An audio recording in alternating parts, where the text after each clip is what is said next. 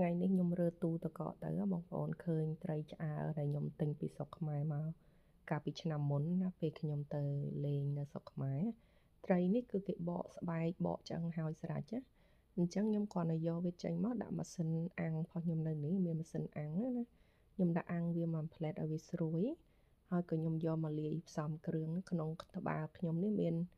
ម្ទេសមានខ្ទឹមសមានប៊ីចេងមានអំបិលហើយនឹងស្ករសបន្តិចបងប្អូនអញ្ចឹងខ្ញុំយកវាមកបុកចូលគ្នាអ្នកខ្លះគេបុកផ្សេងគ្នាតែខ្ញុំបុកចូលគ្នាដោយសារខ្ញុំខ្លាចម្ទេសហើយខ្ទឹមនឹងខ្ទាតត្រូវភ្នែកដល់អញ្ចឹងខ្ញុំដាក់ត្រីនៅក្នុងនឹងហើយស្រេចពេលខ្ញុំបុកទៅគឺវាអត់សូវខ្ទាតមកលើខ្លួនខ្ញុំទេនេះបានលបាយប៉ុណ្ណេះហើយខ្ញុំភ្លក់វាមើលហើយណាថាខ្ញុំពេញចិត្តហើយបានខ្ញុំដាក់ស្វាយដែលខ្ញុំឈូសនេះដាក់ចូលនេះស្វាយខ្ចី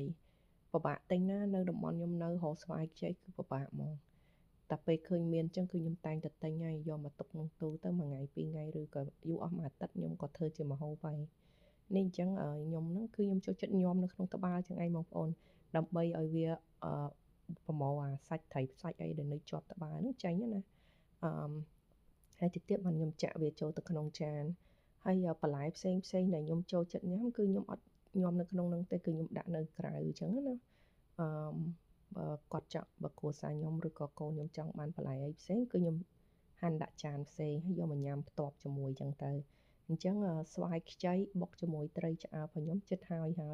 នេះខ្ញុំកំពុងរៀបចានតែខ្ញុំចូលចិត្តម្ទេសណាបងប្អូនអញ្ចឹងកុំធ្វើតាមខ្ញុំបើសិនជាអ្នកអត់ចូលចិត្តម្ទេសកុំដាក់ដូចខ្ញុំអញ្ចឹងណាហើយនេះខ្ទឹមក្រហមយើងហ្នឹងបងប្អូនយើងហាន់ស្ដើងយកមកដាក់មកជាមួយបន្លែជីអរគុណ